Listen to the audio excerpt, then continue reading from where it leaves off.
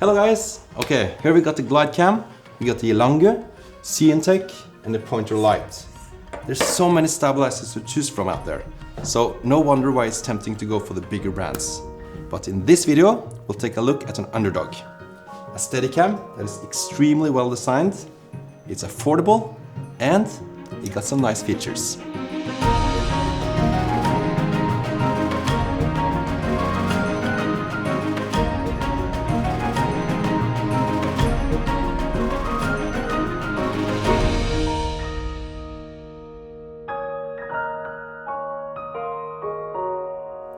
First off, according to Norwegian law, I have to show you this text because iFootage sent us their products to test them out. Okay, so there are two different types of camera stabilizers out there. You got the popular motorized gimbals and you got the Steadicams. So what is the difference? Let's do a quick comparison. Gimbals are driven by an electric motor to smoothen the shots, while Steadicams eliminates shakiness mechanically using a 3-axis system with counterweights. Gimbals are often easier to operate than Steadicams, but in return, the shots may look a bit more robotic. It depends on the quality of the gimbal and the operator. The shots produced by Steadicam tend to feel more organic, as you have full control of the movements. However, it takes a lot of practice to be a good Steadicam operator.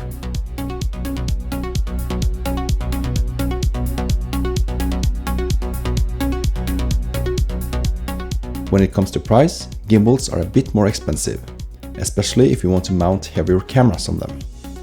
The Steadicams will be able to mount bigger cameras, which you will see later in this video.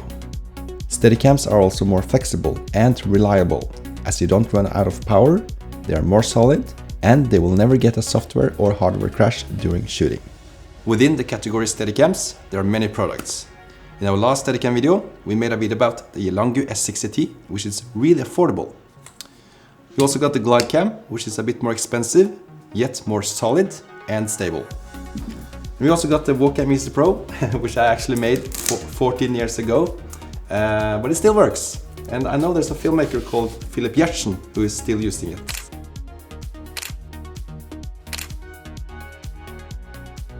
And then we got our main guy, the iFootage Wildcat Mark III. It comes in both aluminum and carbon fiber. Before we go out and do some test shots, let's see why these stand out from other brands. Here are 5 awesome things with the Wildcat Mark III. You can fold the legs to make it small and compact for traveling. Since the legs create a triangle, you can place it on the ground without fearing that it will tip over. You can adjust the handle to your preferred position. You get an arm support with the product, which will make the whole setup feel easier.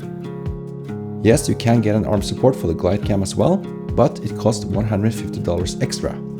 That will be $650 in total when buying the glide cam.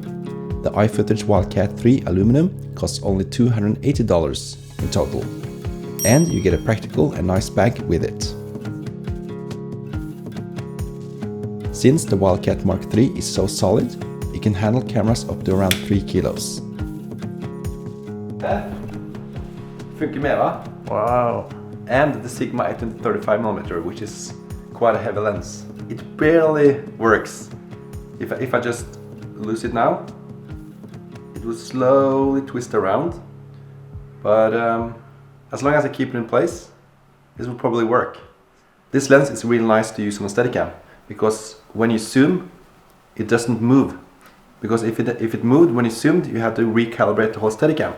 Maybe we should show the audience with the GH5 first. But come on, let's do just a quick test with Eva, because now it's stabilized and... Okay, a quick test. Let's get Sindre. Sindre? Before shooting, make sure that the Steadicam is well balanced. This is crucial to get smooth shots. To see how you balance it, I'll link to my previous Steadicam video in the description. The following shots are not stabilized in post, nor in camera or in the lens, only by the Wildcat Mark III Steadicam.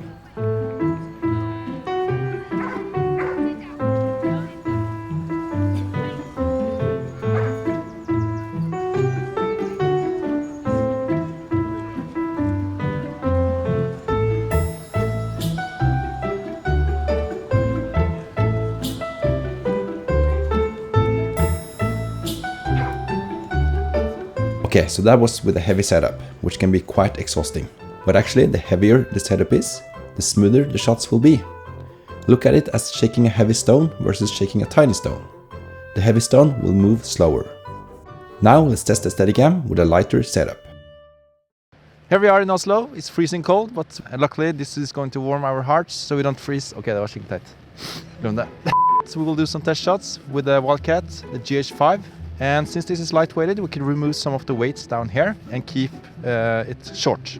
So with the autofocus inside the GH5, this is going to be an exciting run and gun setup. So let's test that out. And Thomas, can you join? Can you be the model? Yeah. Cool. Let's go. Come. To give the Steadicam a real challenge, we wanted to vary the speed and directions in the scene. I made Thomas walk up some stairs before running.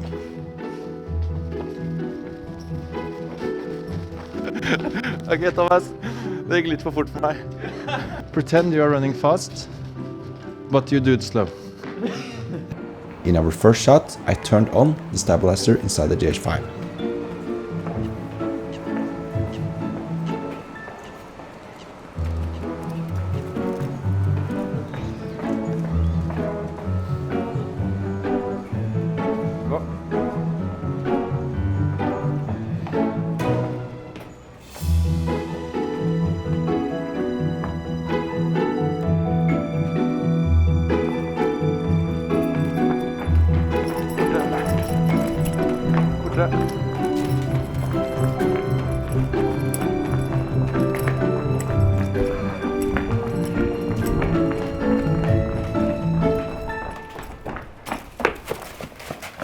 If it looks like you're running slow, we can just speed it up.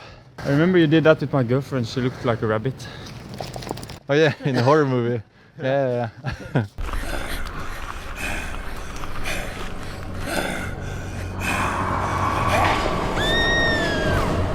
Okay, one more time, and now without the One more time? Without stabilizer. Okay, one more time, and I will buy you a coffee. Coffee? We have coffee at the office. Okay? Yes. I love you. On the left side, you can see how the shot turned out without the stabilizer inside the camera. And on the right is the one with the stabilizer turned on.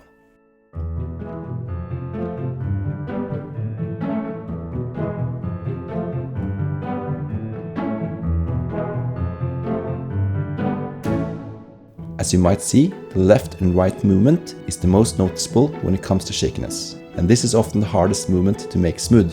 And the reason why this is happening is because the distance between the weights aren't that long, and the rig is quite light-weighted. So when you are following a person, you would like to have the screen towards you, like this. But when you walk backwards and you want him facing towards the camera, walking in your direction, it's a nice trick to just adjust the screen, flip it around. Then you can walk forward and still see the person you're filming. But this means when you adjust the LCD screen, you have to adjust the counterbalance as well. So that's one of the reasons why it's nice to have these small knobs. You can just quickly turn the knobs and it will get in balance.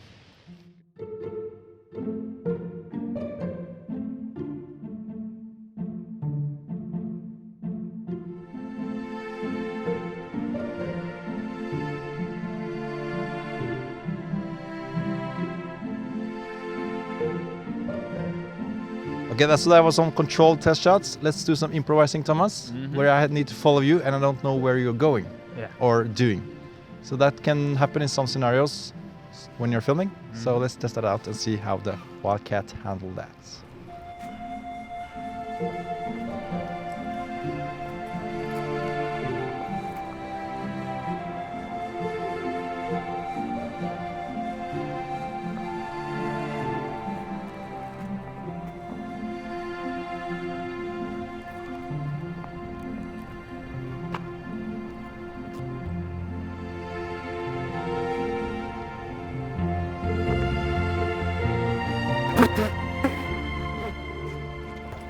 Often, people seek Steadicams that are small and light-weighted, so they can shoot for a longer period of time. But light rigs are more sensitive to movements. So let's see what we can do back at the office. Good job! Yeah. Okay, now let's have a coffee. Yeah.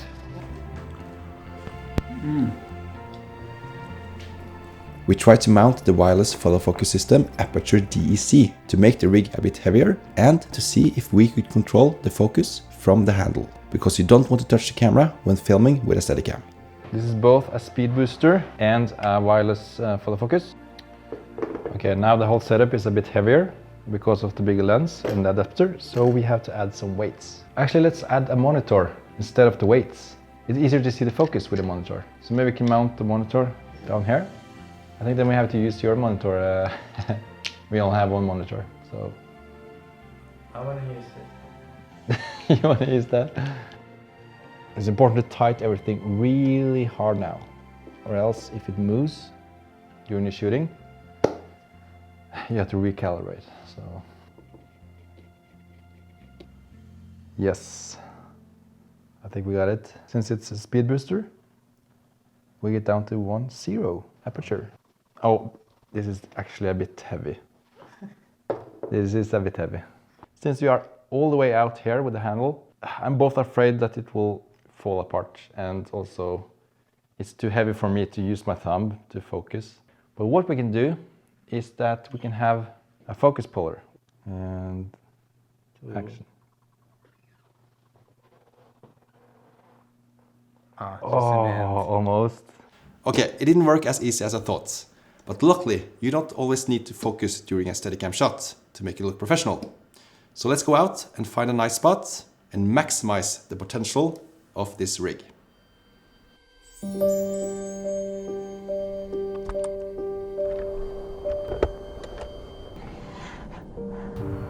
Oi, oi, oi, look at this. I'm using the Shogun Inferno and the V-mount battery to power the Shogun Inferno as counterweights, and since it's such a long distance between them, they will eliminate all the twists and turning shakiness. Yeah, I'm just curious if this will work, you will see.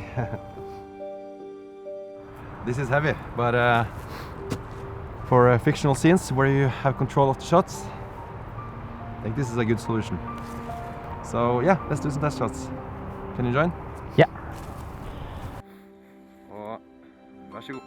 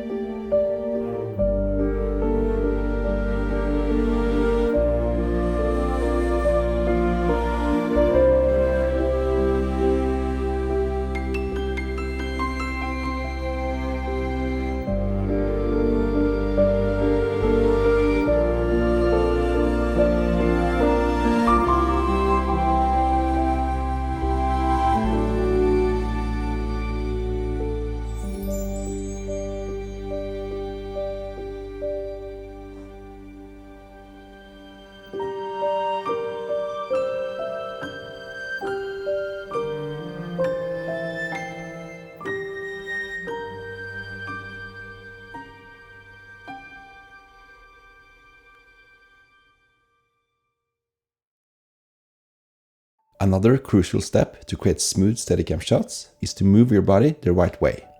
I explained a little bit about it when I made a video about shooting stable handheld shots. You gotta bend your knees and walk softly. A trick is to try to avoid making any noises with your feet. The less noise your feet are creating, the better.